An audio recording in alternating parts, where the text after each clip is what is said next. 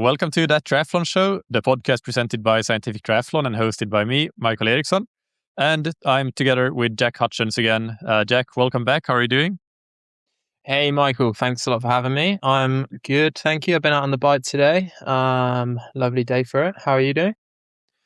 Very good, thank you. I've been in the pool, not swimming though. It was a baby swim, so that was a lot of fun. But like I told you before, the logistics of that, at least for the first time, was probably as hard as doing a triathlon. So that's my experience of it. But it was a lot of fun. I really enjoyed that. Today's topic that we have in store is around athlete profiling and specifically physiological profiling.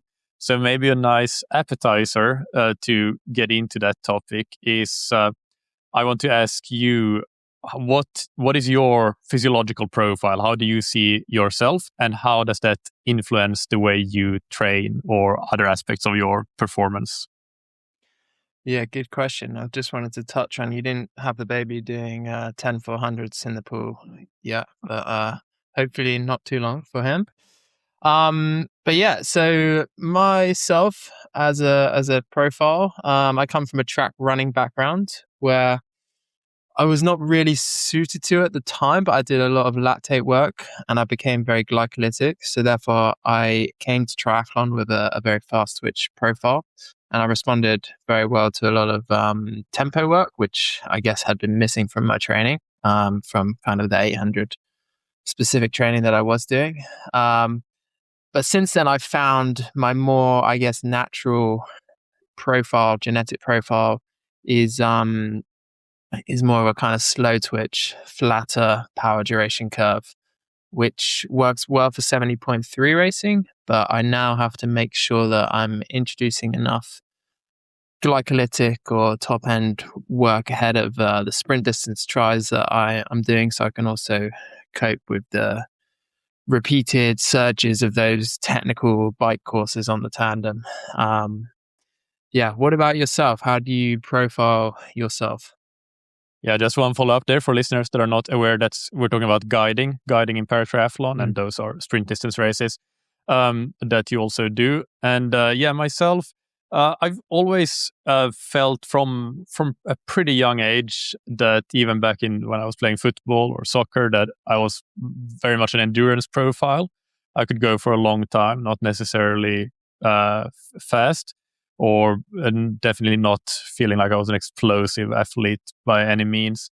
So I think that, that's influenced my training in a few ways. I feel like I've tended to respond well to high volume when I've had the chance to do that, and also responded quite well to a lot of or decent amount of threshold work or heavy domain work, like slightly lower than threshold.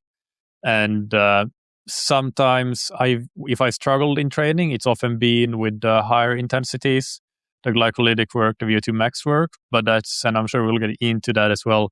That's something that I've also found over the years, ways of getting around that, like how to adapt that sort of training to my profile, to a more flat power curve. And that I think has been key as well, because to not train that just kind of makes it more of a weakness, more of a limiter. So I have to train that, but I have to train it in the right way. And I think that this is the types of questions that we'll get into with today's episode. And maybe before we get into implications and so on, we should define more specifically what physiological profiling is. So if I give it a go first, and in this context at least that we're talking about, we're really talking about functionally your power duration curve, your speed duration curve is a big part of it, maybe not the whole part of it, but how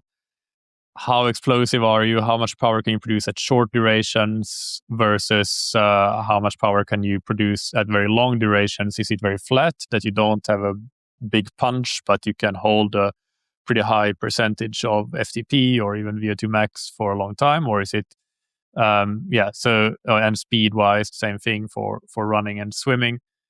And physiologically, that would tend to correlate, at least from a genetic perspective, with your muscle fiber type composition. So how much fast twitch versus slow twitch fibers do you have? And I tend to also use that as a shorthand description of someone being fast twitch dominant versus slow twitch dominant. Basically, what I mean by that is not that I've done a muscle biopsy of the athlete, but that somebody is quite explosive, but maybe not naturally having a lot of endurance, versus the other thing, somebody not lacking explosivity, but having better natural endurance, I guess. So that's very simplistically how I would describe or define physiological profiling.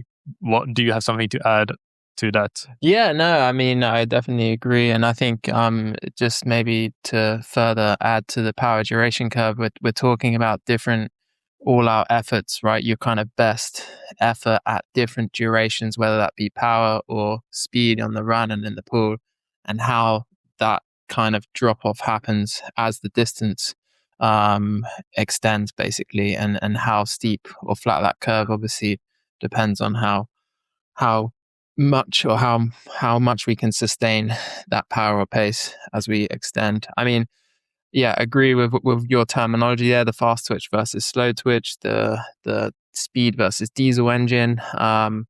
And I guess just to expand a little bit as well, is we're looking to maybe define the zones a little bit as well, right?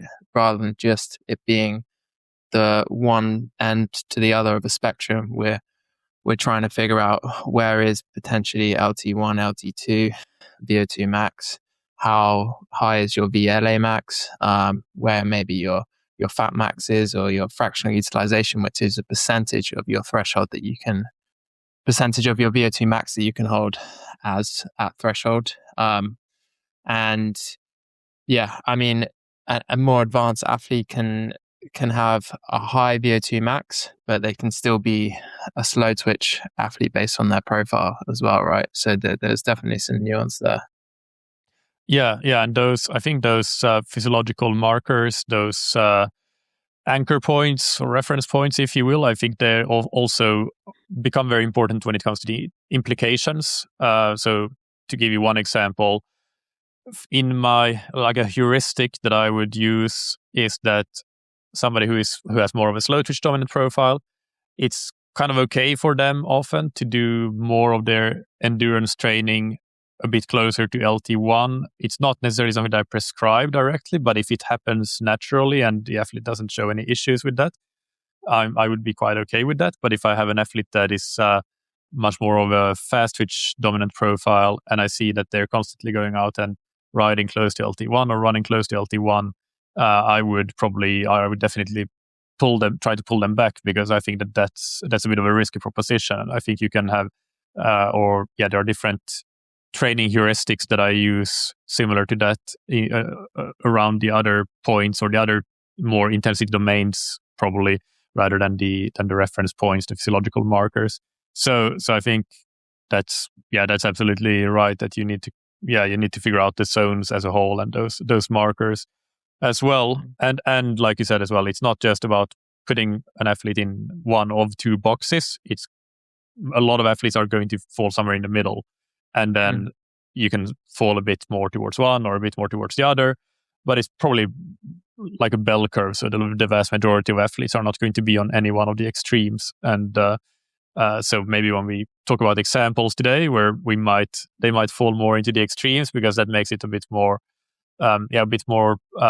easy to illustrate. But it's important to remember, I think, for athletes, that most athletes won't fall towards any of the extremes, and a lot of athletes will fall somewhere in the middle, where maybe a little bit of those things like training implications are relevant, but perhaps not to a very large extent as they might be for somebody on more of a far end of the spectrum. Let's maybe then discuss why it matters. I mentioned the heuristics of, for example, how you do your endurance training, and I think that, to me, one of the main things with physiological profiling is fatiguability. And so somebody who has more of a fast twitch dominant profile, I would see them as more likely to, or they would fatigue more easily. both within sessions, between sessions, and recover more slowly, because fast twitch fibers, they have that characteristic compared to slow twitch fibers. They can produce much more force, but it also takes them longer to recover from that effort compared to slow twitch fibers. So that's one of the main implications, that we care about this, because it has an impact on how quickly you recover and how much fatigue you accumulate. And that's probably the biggest one for me.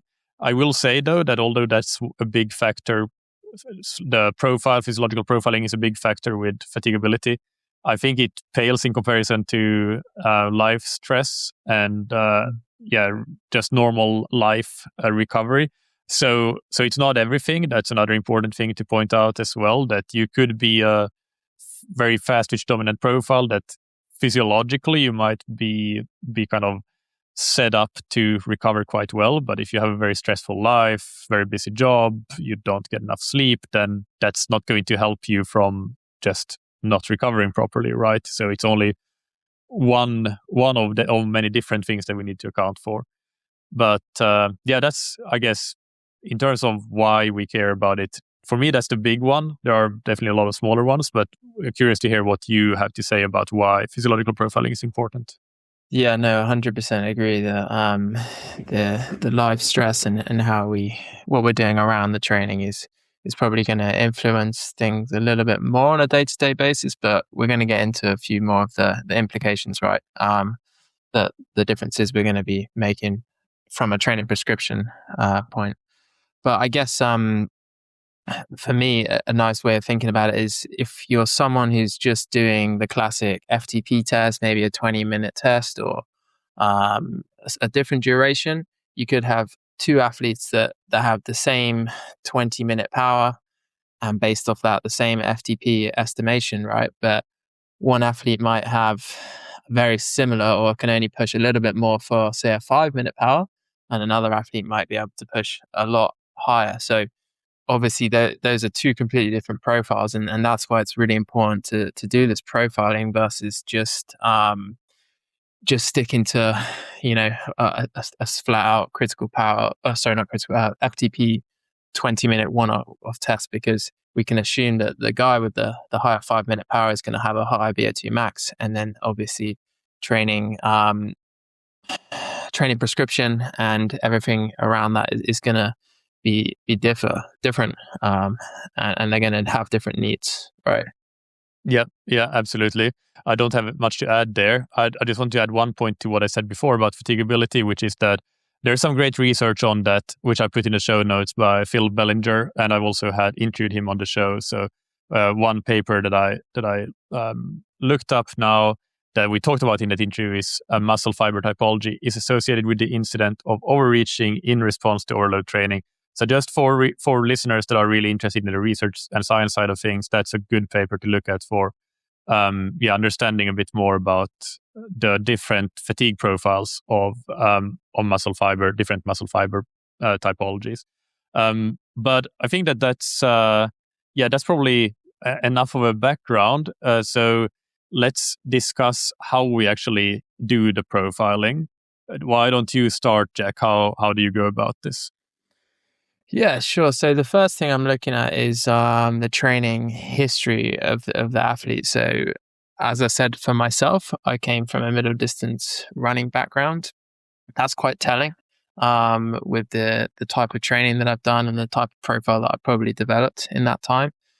We can also look at other explosive sports and not just the training that they've done for those sports, but how they feel like they may have performed, like you said yourself, right? That you weren't able to maybe have such a good performance level at those more explosive sports. And I think that's a quite crude and basic place to start. But from there, I like to look at the racing and training data. So this is basically trying to build that power duration curve or speed duration curve from performances in races, events, and even in training as well. So we can start to see, without having to do any new testing, what kind of that curve is looking, like how that curve's looking. And, if the 5-minute power is high, then we know that the VO2 max is probably going to be good. But if there's a big drop off to the 20-minute, then maybe the threshold and the fractional utilization is going to be limited there. So in terms of me starting with an athlete, or if I have an athlete in front of me and I want to make sure, and we want to do some profiling there and then I like to use some critical power testing. I personally go for, I like to do the testing all in one session just to limit the interruption to training. It doesn't work with everyone, but doing a 5-minute and a 20-minute in the same day with a decent recovery between. And then obviously I need to take into account that maybe the performance in that 20-minute is going to be slightly reduced to what it would be if we did it on another day. But from there, we can get the critical power and the W prime, which is the capacity above critical power, which again is something that we can manipulate and make sure that and basically from there we can kind of get an idea of how fast twitch versus slow twitch an athlete is, based on how high that number is. Same in the pool with critical speed testing. I like to use a 200 and an 800, and we're looking at the drop off there and the D prime, which is the capacity above that critical speed. If the athlete has a lactate meter, I like to use a step test as well, seeing what's the difference between the LT1, LT2, how close is that, and even sometimes a VLA max test where we're doing an all-out effort and then looking at the how high the lactate goes following that test. What's your typical protocols, and do they differ much from what I've used there? A lot of it is the same. Using the training history, racing history is probably the first one. If an athlete overperforms over 5K compared to the marathon, for example, then that's already very telling. Well, it could of course be training related rather than profile related, but it's a good starting point. And then you look at training data, like you said, and you can in many cases you can form a good initial speed duration or power duration curve just based on the training data that already exists without formal testing. So I guess the only difference is there would be that, I also use critical power testing, but I do tend to do it over several days. So typically 3 different tests over 3 different days. And I don't do this for running necessarily, because I just think that it's just a bit more demanding. The mechanical load of that is just on a different level compared to swimming or cycling. But swimming in the pool and on the bike, I like to use 3 different tests on 3 days. It does depend though. Some athletes I don't do that with. It would be more with intermediate to advanced athletes perhaps, because otherwise it might be a little bit overkill with a beginner to do that, I think. Although in some cases it can still be useful. But that's the main difference, I guess. And then there are maybe some other things as well. I think the athlete's enjoyment of different types of training is a big one as well. If an athlete tells me that they really like to do a certain type of session, let's say if they love to do threshold sessions with lots of intervals at threshold, and not just short ones, but 8-minute threshold intervals, 10-minute threshold intervals, then that already tells me that I'm likely dealing with more of a slow twitch dominant profile in many cases. And same thing if an athlete is telling me that they don't like to do a half marathon because it's too fast, it's too intense, then that's also probably a slow twitch profile. They want to do marathons and maybe even longer. So those are a couple of other things more on the psychological side. Then I think peak lactate from wherever you get it, really. So you mentioned the VLA max test, and I think that's a great way of getting at it. But you can also, if an athlete has a lactate meter, when you do a critical power test that you might do anyway, then just keep sampling lactate after the test for every 2 minutes until you reach the maximum. And this might take 5, even up to 10 minutes in some cases because the lactate keeps going up. It's not at its maximum right at the end of let's say a 3-minute max test. And this is true. The shorter the test is, the more true that is. So for a true VLA max test, like a 20-second test, then that's where you definitely need to keep sampling for a long time. But anyway, my point there was that if the athlete has a lactate meter and we're going to do a critical power test, just trying to assess maximum lactate from those or from one of those time trials as well, just to see, even if it's not a pure VLA max test, we can see maximum lactate concentration, and that's can also be another good data point. A low maximum lactate value would indicate more of a slow twitch profile in many cases, and vice versa, of course, with a high maximum lactate value. So those were my main methods. I think here as well, there's a lot of things, like some coaches use jump tests, like counter movement jumps or strength tests, or even like appearance in terms of the muscular, how muscular an athlete is, and you could ask an athlete how easily they put on muscle, and these things have, maybe some of them have more, some of them have less evidence behind them. There's a pretty good paper on that I'll also link to in the show notes from 2024 by Elina Levens. But there's lots of things, but I think still the main ones for me are the performances in long versus short events, performances in different types of sessions, that power duration curve, speed duration curve, and then the critical power testing would be the main ones.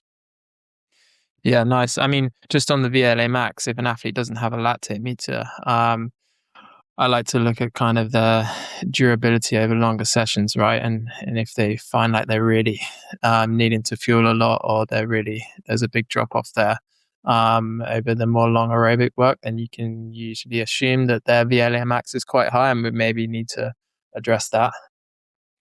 Yeah, and you can also, I always, in my critical power test protocol, I always include a 20-second sprint in on the same day that I do the 3-minute max test normally. So even though I don't use a 20-second test for the critical power calculation, and I don't use it to measure VLA max directly, but it gives me a bit of a ballpark idea. I can kind of get a bit of a range for VLA max based on the 20-second sprint anyway. So it's just like, you don't even need to care about what the number is, but a high sprint power for 10 to 20 seconds, that already tells you something, irrespective of the physiological interpretation of it as VLA max or something else, neurological, whatever. Like the functional outcome of that sprint test is going to be important regardless, I think, or it's going to carry information regardless.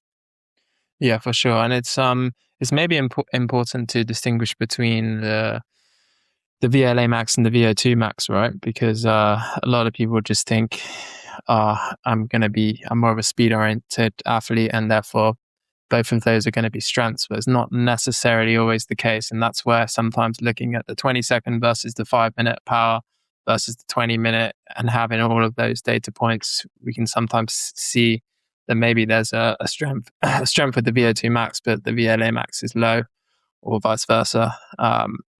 And that's something that can maybe be overlooked if we're just purely looking at it from a fast twitch versus slow twitch perspective. Yeah, I've seen some interesting theories. I think I can't remember if this was something that was actually more of some formal publication, but no, I think it was just coaches talking about different cycling profiles, like Peter Sagan or people like that were really strong in different types of, let's say, one-day races, classics type racing, and how that relates to potentially having a really high phosphocreatine system, a pretty low VLA max, or at least not too high VLA max, because then they wouldn't have been able to stay with the bunch until the end of a long classics day. And but then obviously a very high VO2 max, and this way with a relatively low VLA max, surprisingly, considering the actual like power output that they can produce in the final sprint or in a key selection, maybe a short punchy climb, that coming a lot of it coming from the VO2 max and even the phosphocreatine system rather than from a strong glycolytic power. So that's something that I've seen, I don't know, bounced around as ideas, but it's not something that I would say that I have any information or any science behind or anything like that. But it's interesting to think about how these different systems play together and in different events as well. How athletes can use that, or how it can be a strength in different events, whereas it might be a weakness in another event. But let's move on to then what I think. For me, this is actually, before we do that, let's move on to thank our sponsors, Precision Fuel and Hydration, that are supporting today's episode. So as everybody probably knows, they create carbohydrate products and electrolyte products as well. And one of the implications, so we can tease the next segment already, of physiological profiling for me that I use is that a fast twitch dominant profile for me needs to be much more diligent with the carbohydrate consumption in training. It doesn't mean that it's not important for slow twitch dominant athletes, but it's more mission critical for fast twitch dominant athletes, just because the glycolysis is higher and they're burning through more carbs generally for the same power, if we're talking about equivalent strength athletes. So if you are somebody that feel that, maybe that's you, that picture fits you, and you need some good carbohydrate products to get you through your training, then I think Precision Fuel Hydration make the best products on the market for that. I love the PF90 gels, especially now for a lot of my training. But yeah, all of their gels are amazing, and the Flow gel for on the bike in a half or full distance triathlon is amazing. And you can get 20% off all of their products in your first order with the code TTS2026 on precisionfuelhydration.com. So yeah, let's discuss the implications in a bit more detail. I mentioned one there already with the carbohydrate consumption for fast twitch dominant athletes. Do you want to continue and discuss a few implications that you see? Yeah, and I mean, it's interesting just to follow up on the Peter Sagan kind of playing around at a professional cyclist level with the ATP-CP versus the VLA max versus the VO2 max, and really having to be a bit more on it with each of those factors in the context that we're talking about, amateur triathlon. Then it probably is not quite as important, and it is more just fast twitch versus slow twitch, right? So, yeah, I guess I would start on maybe the adjustments that are made to the periodization. So, in a more, depending on the profile, we're going to basically spend more or less time focusing on VO2 max work. For example, if we're doing a VO2 max block, then it might be a bit longer for a more slow twitch dominant athlete versus a fast twitch dominant athlete who, although I'm always going to include some VO2 max work, and I think that's something that's important to note as well, is that I think with all profiles, it's important to make sure that we're still touching on all intensities at some point most of the time.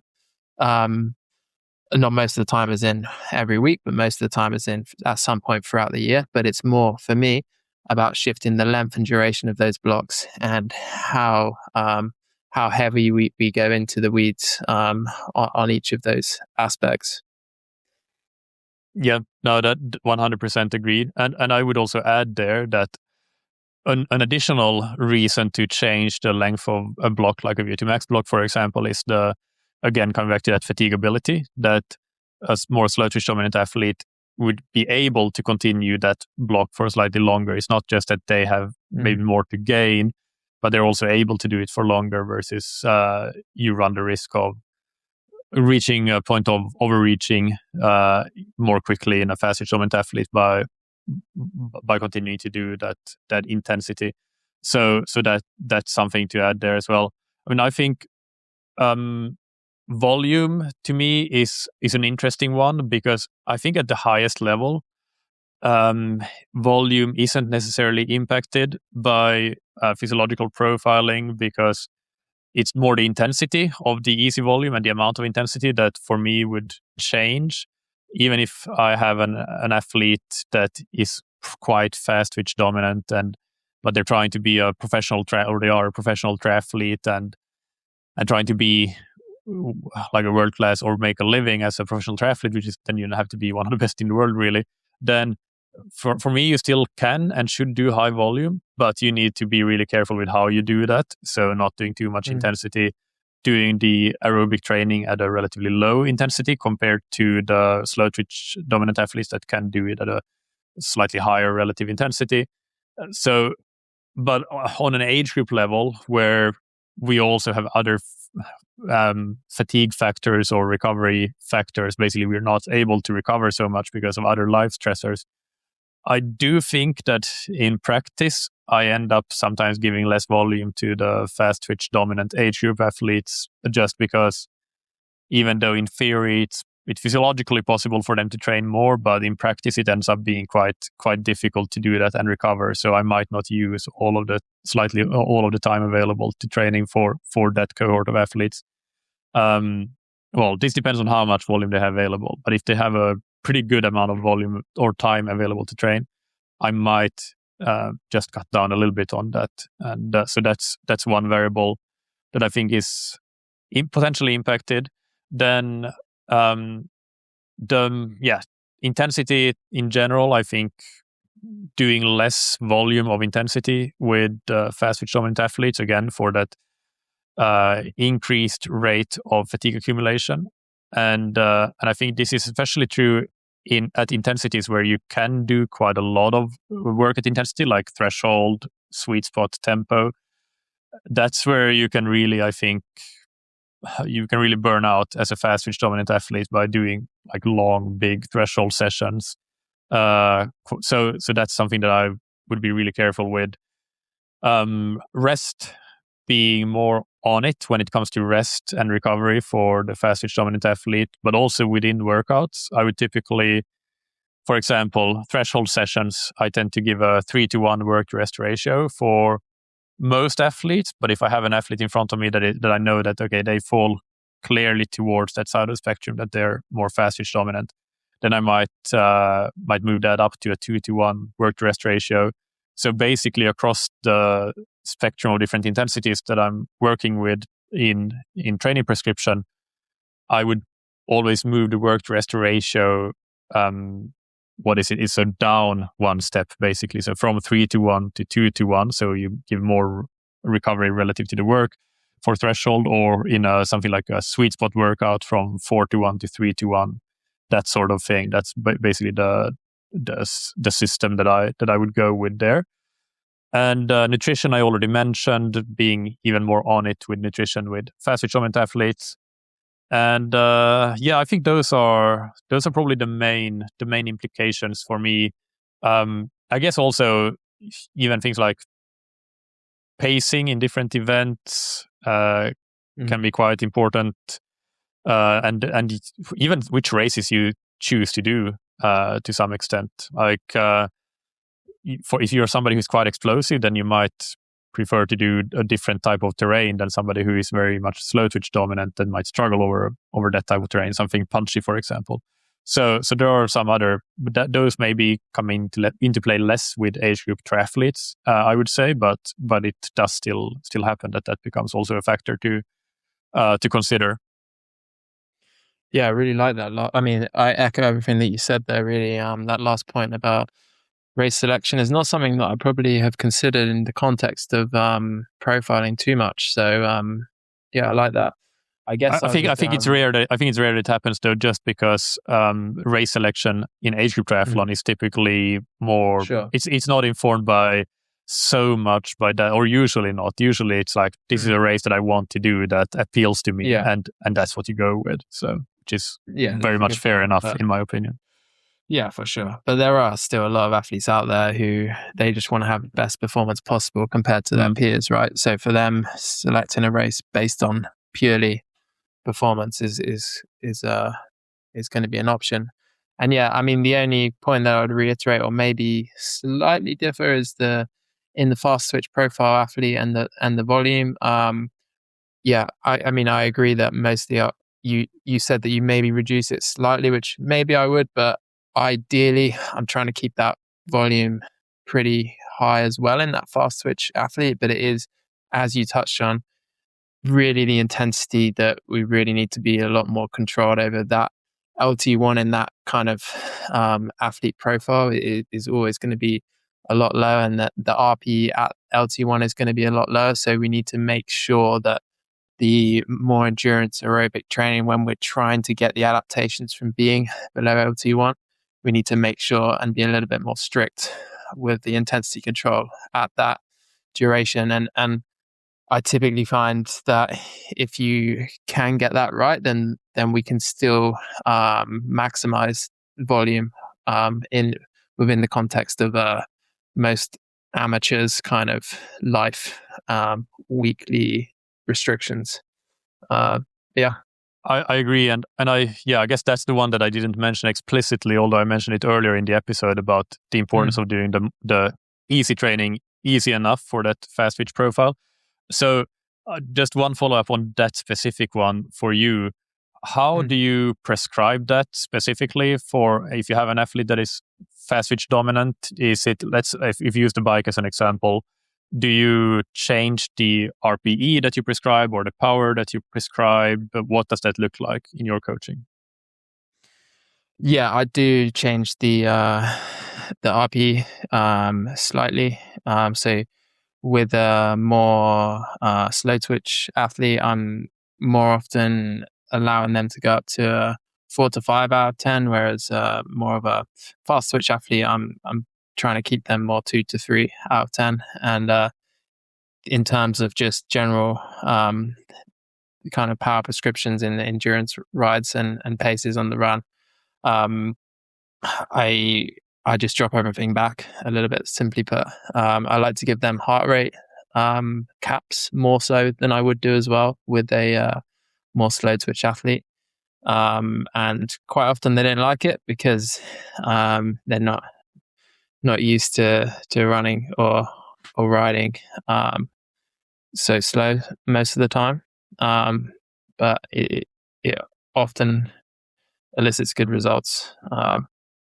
Yeah, I think it can be a complete game changer for somebody that has always been, because I think maybe less so now, but I remember 5-10 years ago, maybe you would read a lot of things about, and it was the Coggan zones were so dominant, but basically what everybody wanted to do was to be at that top end of zone 2, so in the Coggan zone, so riding at 70-75% of FTP all the time. And that's the type of thing that can really kill an athlete that is more of a fast twitch dominant profile. I guess it's I think training adaptation, right? That's the crux of it, is you're not hitting usually the objectives of the session. Even if you take out the fact that the recovery is going to be harder, you're not going to be able to do the quality sessions when they count. But it often starts to drift into a slightly different training objective, which over time is not where you want to be. Yeah, 100%. One thing that I think we should also talk about is whether there are any limitations or caveats that we have around physiological profiling and the implications that we've talked about. What would you say, if any, what are the limitations or caveats we should put in place? I mean, I guess I would probably further my point on volume and just say that volume and load are still the goal within the context of triathlon. So, even if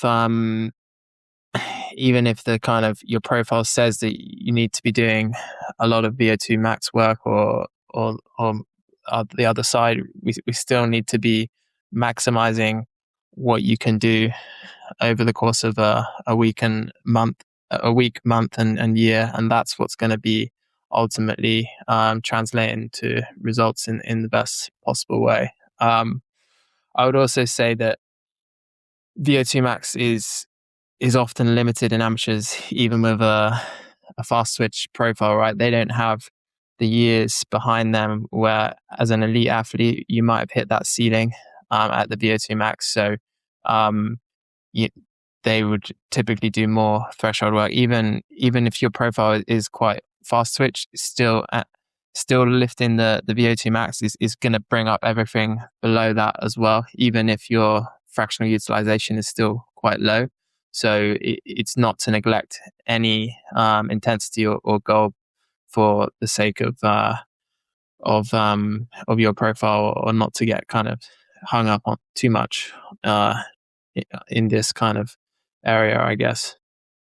Yeah, and what I would add only is something that I already mentioned before, but that while I think that it's physiological profiling is an important variable to look at, and it's probably more important than some other variables. For example, I think it's much more important for me in how I prescribe training than the age of an athlete or the sex of an athlete.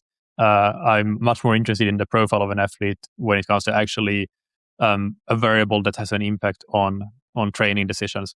But it's still less important than other factors. And primarily, I think the big one there is the overall life stress situation and all the things around that. So that can, in some cases, just really be much more important if we're talking about an athlete that has more of a very busy, very stressful life situation with limited amounts of recovery for that reason. So yeah, that's the caveat that I would add there. So I mean, I think also maybe we can talk about some practical examples. So I'm gonna, for people watching on YouTube, I'm gonna look over here to the right to my other screen where I have some data from actually just came in. The last day of testing came in this morning. It came in yesterday, but this morning, as of when I looked at Training Peaks. So this is an athlete that did a critical power test. The first day was 20 seconds plus 3 minutes. The 20-second test doesn't count in the critical power calculation, but it's for profiling that glycolytic side of things from a very high-end, top-end perspective. Then the second day was a 5-minute test, and the third day was a 10-minute test. I often do a 20-minute test as a third day, but this is an athlete that is relatively new to structured training, even though he's not new to sport, but to structured training, pretty new at the ripe old age of low 60s. So it's that's another interesting thing to look at from that perspective of a slightly older athlete. But the results there for this athlete, and this was the first critical power test he's done since we've been working together. We did a ramp test early on because I find that for an athlete new to structured training, a ramp test is a good way to just get a ballpark for an FTP, and you can start training with that. But then as the athlete gets a bit more used to pacing and things like that, then I want to pretty quickly replace that with a critical power test to get some more specific and exact data. So anyway, the results there for these athletes were the critical power was 256 watts, W prime 19.8 kilojoules. 5-minute power was 322 watts, which gives an estimate for VO2 max of 56 milliliters per kg. There's lots of, actually quite a bit of research on estimating VO2 max from 5-minute power or relative power relative to weight. So I'll remember to link to one study in the show notes as well for that. Actually by a past guest on the show who's also coming up very soon as a return to the show, Sebastian Sitko, or Sitko. But yeah, coming back to the test, so critical power 256 watts, W prime 90.8 kilojoules. I have been on record on this podcast saying that I would generally see that when you're approaching that 20 kilojoules, that's basically a relatively moderate or maybe moderate high W prime for a triathlete. But it's also one thing that is important to remember, and this is why I wanted to talk about this as an example, is that W prime is also relative to the critical power itself. So if I say that 20 kilojoules is a moderate or maybe moderate high W prime for a triathlete, that's with maybe with my very typical athlete, the type of athlete that I worked with a lot, somebody who has a critical power of around 300 watts, give or take a little bit. So quite a bit higher than the 256 watts that we see in this example, meaning that when W prime is high relative to critical power, that actually means that, W prime here is, I would say, quite high, and especially considering the age of the athlete. So that's not to say that that's a bad thing per se, but that's something that is going to influence how the training decisions for this athlete. So, for example, already because of the factor of him being quite new to structured training and also the age, we've been doing the endurance training at a very relatively low intensity, and that's definitely something to continue doing. Knowing this, having this information, I think we'll be working quite a bit on fueling as well, because that's something that maybe is on not so developed yet. Again, not very normal for somebody who is newer to structured training, and fueling a bit more. Then obviously the decision around what intensities to do is also going to be impacted by this. I think that the higher power number, the 322 watts for 5 minutes, is actually a very good number for this athlete with his age and this critical power. So probably less of a need to work on the top end there, even though, especially at this age, like you said, I think it's true for everybody, but I think even more so when you're getting older, keeping in touch a little bit with VO2 max at all times is important, because it's a bit of use it or lose it. But it's maybe not a focus to develop it, more so to maintain it. And if anything, build it up from below by just kind of doing more volume. And this athlete is quite time rich. So I think that a possibility here, or an opportunity, is to maybe do quite a bit of volume at a low intensity. And I think that could give some really good results for this athlete. Nice, yeah. No. What are your critiques on that, Jack? I want to hear your critiques. Yeah, I mean, it's obviously hard to say anything too specific without knowing their swim, bike, run history load in recent times. But if their life is allowing some moderate volume and there's no good reason in terms of niggles, injury type stuff that that's going to be a problem, then I think that's a great place to start. And hopefully you see some quite quick progression there. And I would also look to probably retest a little bit sooner than I would with a typical athlete, because of them being new to structured training. So it's it could quickly become outdated, and we need to make sure that we're checking in. I guess, as I said before, I'd really be stressing the intensity control on the aerobic sessions there as well. But yeah, I'll be asking for an update in the next few months. Sounds good. Yeah. One other interesting thing, actually, practical thing on the how to test side of things from this testing protocol is that. So I didn't read out the specific power numbers from the tests, but I'll do it now. So 3 minute average power was 319, 5 minutes 322. Red flag, right? Your 5 minute power can't be higher than your 3 minute power. And then 10 minute power, 289 watts.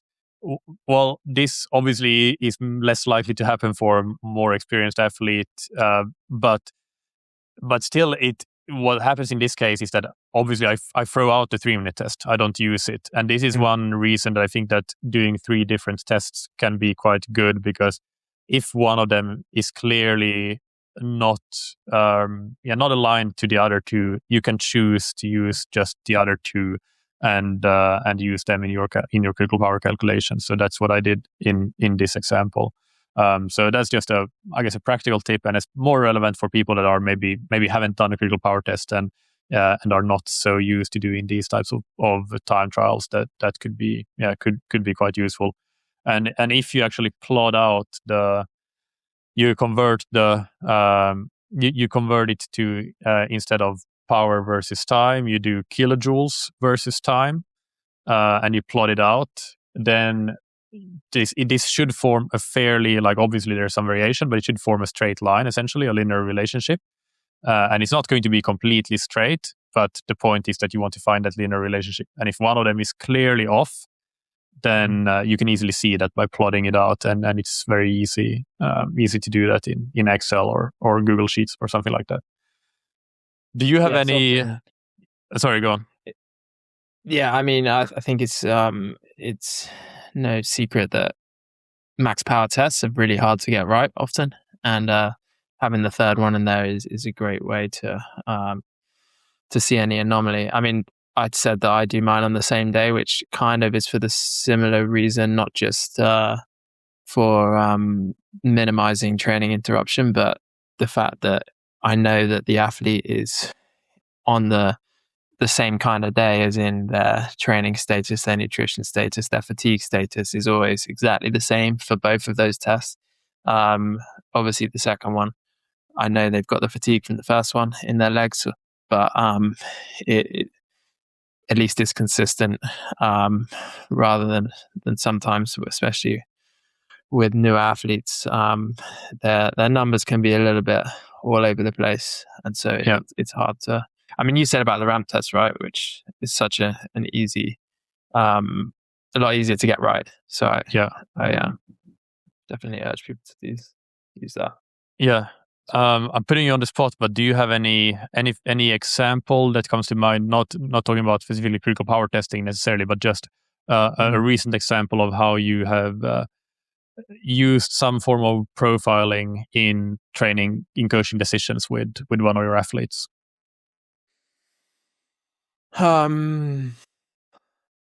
Yeah, so I mean, there's one athlete. Oh, is that the best one to use? Yeah, there's one athlete that I've been working with for a few years, and he,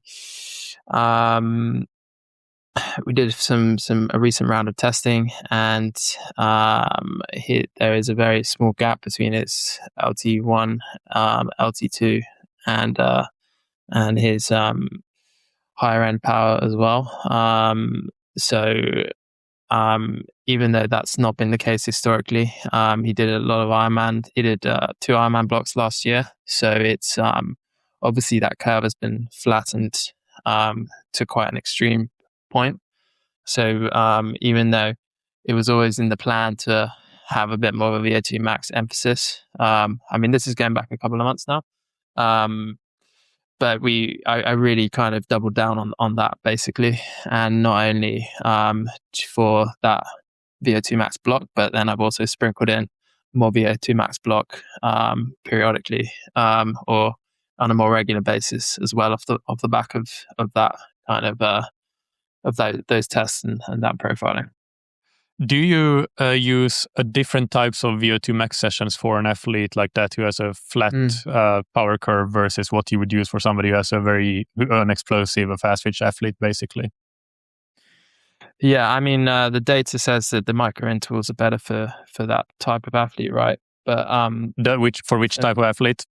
For the slow twitch type athlete. Yep. However, I personally, I always go to the micro intervals for all athlete profiles, usually in the context of triathlon, just because I think when you're managing swim, bike, and run, and you want to get as much time close to VO2 max, the micro intervals are just a much more palatable and easier way to do that. So I would do it differently if I was focusing on more of a single discipline athlete, but I think in the context of triathlon, the micro intervals, the 30-15s, the 30-30s, the 40-20s, and just breaking up the sessions into more kind of on-off type works really well as a triathlete. What's your take there? Interested for your... I agree with that, except I'm not a big fan of 30-30s or like the 1-to-1 work to rest ratio for micro intervals, just because I know that I think that there hasn't been so much like modern science on those that I think a lot of the studies on those intervals were done by Veronique Billat in I'm gonna get the years wrong. Maybe in the first decade of the 2000s. I don't think it matters. I don't think it doesn't matter, but a fairly long time ago, all things considered. Okay. And I just think that, and I know that that was mainly based in running, and the speeds to get VO2 max up were very high, and that's for the same reason that you said that in triathlon you're carrying all the fatigue. I would ideally like to avoid very high speeds, so that's why I would opt for 30-15s, because whether it's on the bike or on the run, it's admittedly a bit harder to execute, but it can be done. I think a treadmill is a really good option there. But you limit a bit the peak power you have to go to, because the recoveries are so short that you're driving up the oxygen uptake just by the fact that you still have a 2-to-1 work-rest ratio. You're doing like twice the amount of hard work as you get to rest, and the rests are pretty much non-existent, because 15 seconds is nothing. Or 40-20s, equally a fan of 40-20s, pretty much, or even 60-30s, at least on the bike. It's something that I've been exposed to quite a bit, and that's been very effective in my experience as well. So yeah, I think I agree with everything you said, but except that I prefer the 2-to-1 work-rest ratio for the micro intervals. Yeah, no, I also prefer those. The 30-30s, I mean, I typically would use them with more of an older athlete, or a very much someone who I feel like they are unable to push or kind of access that kind of energy system as well with the 30-30s, in terms of power. Sorry, in terms of power, not so much energy system, but yeah, my go-to is a 30-15s or 40-20. But even if you want a little bit of maybe a small dose of VO2 max and a moderate dose of glycolytic stimulus, then the 30-30s become a pretty good option. And but yeah, it is context dependent. But just for pure VO2 max is what where I prefer the 30-15s. One other topic that I had in mind that maybe right now is not super relevant for us personally as coaches, but it definitely has been at some points of our lives, and probably will be again in the future. And also as athletes, we've both experienced group training environments, right? And this is an interesting challenge for coaches and for athletes when you set up a group environment. Let's say, as an example, a squad swim. You have swimmers of different profiles, but you're kind of limited in what adaptations that you make within a session. Basically, in most cases, and it ends up being that the athletes do the same session for obvious reasons. It's almost impossible to do anything else. But what's your take there? What are some, not just in swimming, but in general in squad group training, squad environments? What are some things that can be done there to accommodate different physiological profiles? Yeah, it's a difficult challenge for the coach to manage sessions. In the pool, it's probably the hardest, right? Because you're sharing a lane and you have to stick to the same turnarounds. But it could be the fact that if you're a fast twitch athlete and you want to limit your anaerobic or high-end exposure, then you could just drop to the back of the lane and make it into more of a continuous swim, or even sometimes if a group are doing some more intensity with bigger rests, you could go into a faster lane and just swim it as more of a continuous aerobic swim if they're on a tighter turnaround, for example. And yeah, I mean, I think it's easier to do in the bike and run is to just stick to what the coach has given you, basically. But I mean, I would always caveat that by saying that the load is still the most important thing over time, right? So if going to those group sessions makes it easier for you to get out the door and get the training done, regardless of whether it's the most optimal training for your profile, then I think that needs to be considered.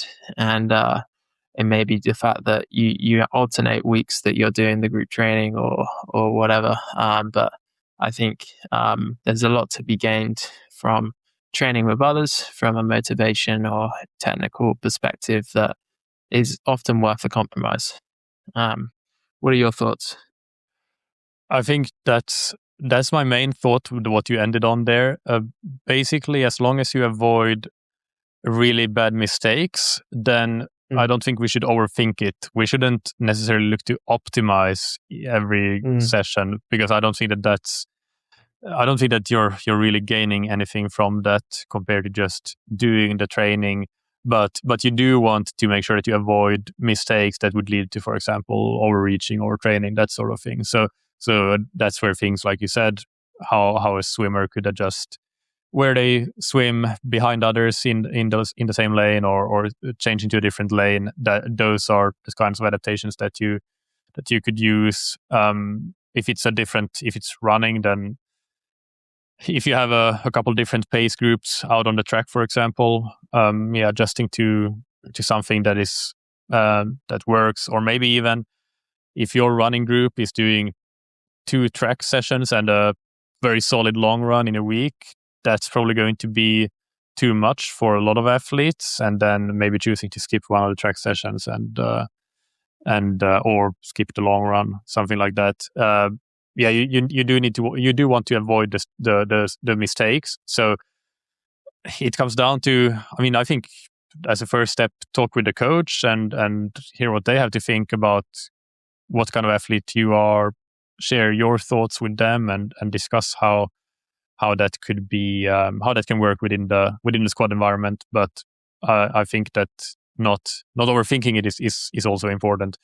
And I think there are absolutely things that can be done, simple things that can be done in on the track, for where a coach can give different pace targets to, or change the number of intervals even for athletes that are more fatigable. So let's say the fast twitch athletes. So there are some small things that you could do, and the same would go in the pool. Actually, changing the number of intervals is probably the simplest thing, and maybe the work to rest ratio. Those are 2 simple changes that I, as a coach, would make if I'm in that situation, and that can be quite relatively easily manageable. Maybe less so in the pool, as you said, depending on, because then you have to kind of, do they wait around until they move on to the next part of the session, or do you have an asynchronous session? So that ends up being a bit challenging again. But it falls a bit both on the coach and the athlete, I would say, in that situation. Yeah, any good coach should be able to do everything they can to accommodate, right? I think the running club is a bit of a classic one with a good way of managing that is if they are quite often smashing, more middle distance type rep sessions at most of your local running clubs, is that you maybe do half of the session and then finish off with some tempo effort or something. And that way because as we touched on, it's always still good to stay in touch with all intensities, even if it's not the maybe optimal focus point for you. But that way you still get the best of both worlds. Yeah, definitely. No, I think that's a good solution. I guess we're approaching the end here, so maybe let's wrap it up with a couple of key take-home messages each. I can start here because I have a couple of notes in front of me, and so if I give 2 take-home messages from today's episode to the listener, it would be, number 1, to try to identify where you sit on the physiological profile spectrum. And this can be starting with more subjective observations or subjective/objective, looking at past race performance, looking at training enjoyment, those sorts of things, but then also moving on to direct testing through critical power, critical speed, lactate, those sorts of things, and get a good idea of where you sit. And then if you are, my advice is then, my take-home message is going to be directed to the fast twitch dominant athletes, because I think that's much more important, because that's where training mistakes can be more costly. And if that's you, if you are more fast twitch dominant, then I would really pay attention to avoiding doing your endurance work at too high an intensity, and avoiding doing too much intensity in general, and especially I would say the type of intensity sessions where you accumulate high volumes like threshold or other heavy domain work. So those would be my key take-home messages from today's episode. Yeah, nice. If you're if you've given a focus to a fast twitch athlete, I'll go for a focus for a slow twitch athlete then. And I would say that don't get hung up on specificity. Never let the VO2 max work, and don't panic that it's not what you're doing on race day, because often the VO2 max is such a big limiter or correlation, especially in amateur athletes, where, as I said before, their ceiling is not topped out. So that's my tips for a slow twitch athlete. And then the more general tip would be, or takeaway would be, that most athletes still need exposure to all intensities. So the profiling is going to shape the emphasis a little bit, but it's not the be all and end all. And you still need to make sure that you're getting some exposure to everything, and good volume and load is going to be the big driver to adaptations and performance. That's excellent. What you said there about VO2 max, that reminded me of something I've been thinking about a bit. So it's not related to today's topic necessarily, but I think that it would be easy for an age group triathlete to look at YouTube videos or Strava or the different sources of information on how pros are training, and although some of them are doing a fair bit of VO2 max, a lot of them probably aren't. So, what I'm thinking about that is that a lot of pros are basically maxed out on VO2 max, and they reach their genetic potential through years of high volume and also high intensity, and they can mostly maintain that maximum potential VO2 max through just continuing to do load and maybe a little sprinkle of high intensity from time to time. So they don't really need much of that, but although a little bit, yes. But and there might be exceptions there for sure. But basically, my take here is that amateur triathletes looking at what the pros are doing and maybe seeing a heavy threshold bias in many cases that misses the fact that they've already reached their potential in terms of VO2 max, and the only place you can go from there is to try to raise your threshold as a percentage of VO2 max, and of course your race percentage or your fractional utilization at your racing VO2 as well. So basically that's a bit of a red herring if you look at what the pros are doing there, because for amateurs the discrepancy in VO2 max between different people is just so much larger, and most amateurs haven't really tapped out or reached their genetic potential for VO2 max, so it's much more worth it to try to pursue that a bit more. What's your take on that? Yeah, agreed. I mean, I think I touched on it, a similar point earlier in the podcast. So yeah, I'm glad that you're emphasizing it further. Yeah, I think the timing of it is important though, right? Even though I said don't worry about that you're not doing the specificity, you do need to make sure that we are tuning the body in terms of its kind of glycolytic tendencies as we get closer to racing, especially if you're doing an Ironman. So that's the caveat or the flip side, but 100% agree with everything you said there. So let's do one final question for today. So in some of our previous episodes, we did a final segment that was Jack's surprise question. Well, now it's going to be Michael's surprise question, and the question is actually a statement rather than a question. So I'm gonna ask you to either strongly agree or strongly disagree. And the statement is: a slow twitch dominant profile has a better chance of becoming an elite short course triathlete than a fast twitch dominant profile. Strongly disagree, and I'm going to use the phrase turning a miler into a marathoner is easier than the reverse. The VO2 max ceiling is as we've just talked on, is harder to develop than the fractional utilization. So elite short course triathlon requires a high VO2 max, and so that's going to be my go-to. Yeah. What's your take? Do you agree? I agree with that, although I wouldn't necessarily just equate VO2 max to the fast twitch, because the fast twitch, the VO2 max might be, you could have a slow twitch and a fast twitch athlete with like VO2 max is fundamentally aerobic, right? But Sure. but I still think that just the glycolytic ceiling that you have gives you a really good capacity to continue to develop VO2 max, and also that tends to come with really good mechanical characteristics, like excellent running mechanics, where you're actually able to run really fast, and it just sets your potential to continue to develop VO2 max higher potentially. So that's, I would agree with that.